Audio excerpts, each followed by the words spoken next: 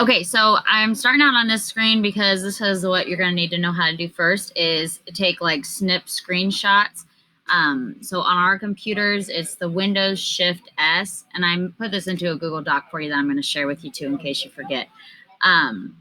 But you need to know that so that we can kind of get started on the process.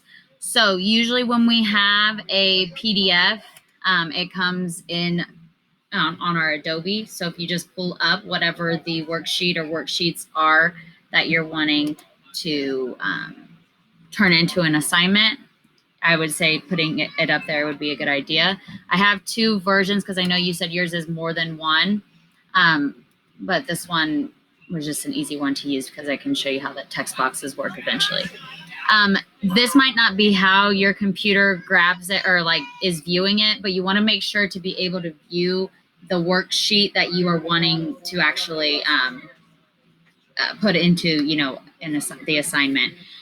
So all I've done there is I've just like zoomed out. So with this one that would have multiple pages, I'm just zooming out so that I can see at least one whole page, and then you'll just scroll because you will have to unfortunately do what I'm about to show you for each page that you're wanting to turn into a worksheet, basically.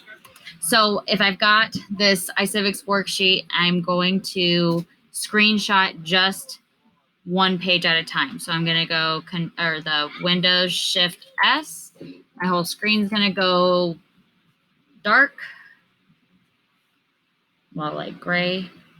And it's going to give me options to do it as a rectangle or like a free form snip.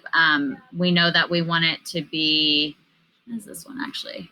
No, we don't want the full screen. So we're just wanting to do like a clip. So all you're going to do, hold on, baby. Whoop, that's not what I want to do. Of course. She threw me off. So I'll just do it again.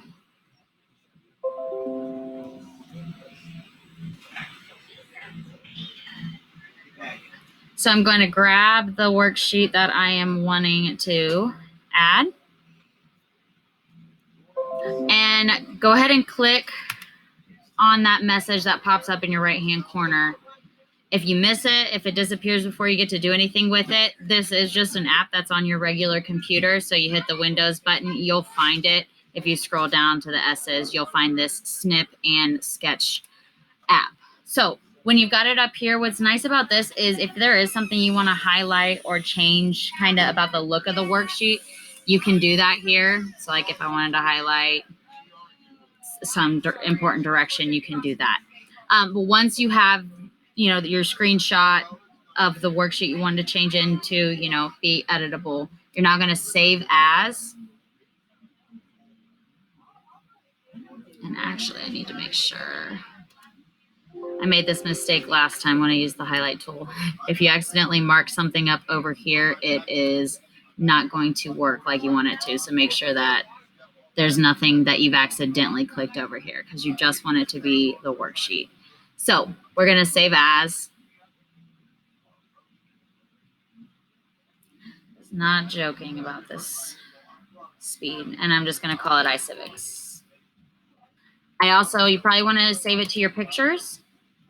And I suggest saving it as a PNG. It just seems to hold the resolution of the worksheet better when you do that. And I'm going to save it. I'm done with that. I'm done with Adobe. And I'm going to pull up Google Slides of new blank presentation. You can go ahead and click or delete these text boxes that automatically come in.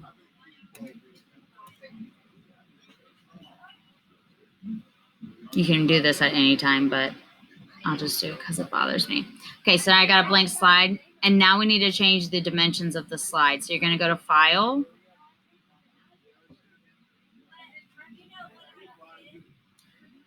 And if you scroll towards the bottom, it's going to give you Page Setup. You probably did this for your Bitmoji where you customize the settings. So you go Custom. And you're going to do it 8 by 10 or 8 by 11 because that's typically what our worksheets are formatted as already. So the screenshot will fit in nicely. So So then here it kind of looks more like a, Google Doc than a presentation.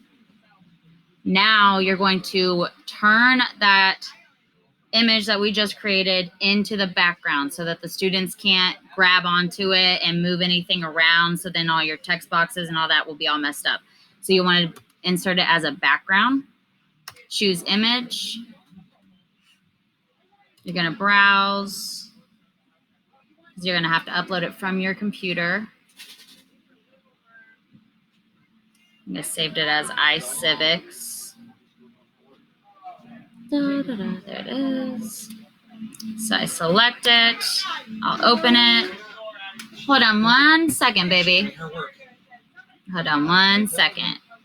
Daddy's out there. He can help you. What's up? Where's my iPad? I don't know, baby. Are you guys ready to take a little rest, maybe? No. Okay, I'll get it for you in a minute, but let mommy finish. I got just another minute. Okay, go on, baby. All right, so now it has been put into your Google Slides. It's now just a background, so like kids can't move it around. And now we're going to insert the text boxes for the kids to actually type and edit in. Now they can move these text boxes around, but if you kind of explain to them, the text boxes are there, so that you know where to type, then they'll, and tell them if they accidentally delete it, they can easily make their own new text box. So we'll go insert. Let's say I want to have, a text box for each of these boxes, which I'm not going to do every single one, but you can draw in the text box over wherever you're wanting.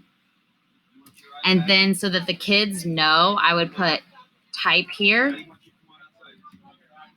And I know that seems really small here, but they're going to be able to zoom in on this, as much as they need to.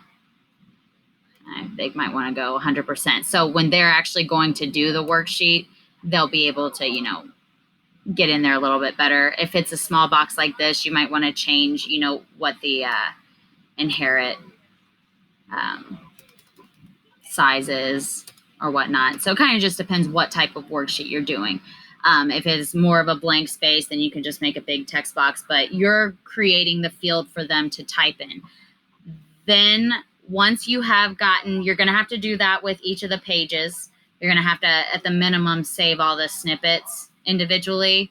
And then you would just go like for, if you click enter, it's going to keep the same formatting and everything. You might have to delete these slides and whatnot, but you'll just do it again. You'll change the background and you can choose the next image that you're wanting. So by the end of it, you'll pretty much have, let's say that the packet is 5 pages long. All 5 pages will be here. When you go to assign it to the students on Classroom, I'm just going to go to a master classroom.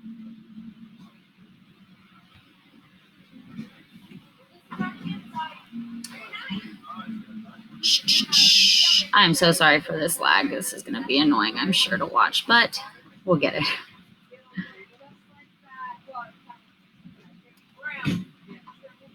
So when you go to actually assign it on Google Classroom, it's just that you're now going to assign the slides presentation just like you do with a Google Doc.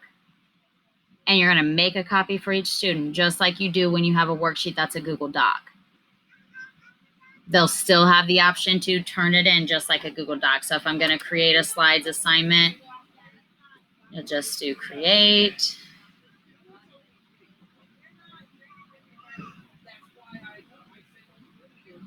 Assignment.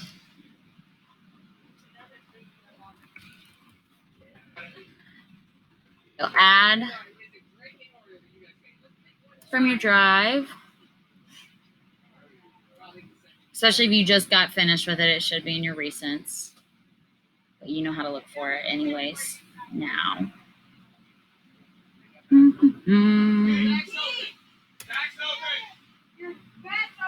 So you're going to insert.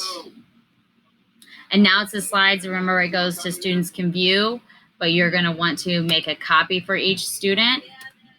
Maybe you write the directions here and the instructions, and then you're going to assign. So now it's like each of them will have that created document that you have, and they'll be able to edit on it. The only thing they won't be able to do is they won't be able to touch the background of the worksheet. So anything that you had created to an image, they can't touch because you made it a background, and they would have to go in and change the background themselves, which is a obvious thing that they did.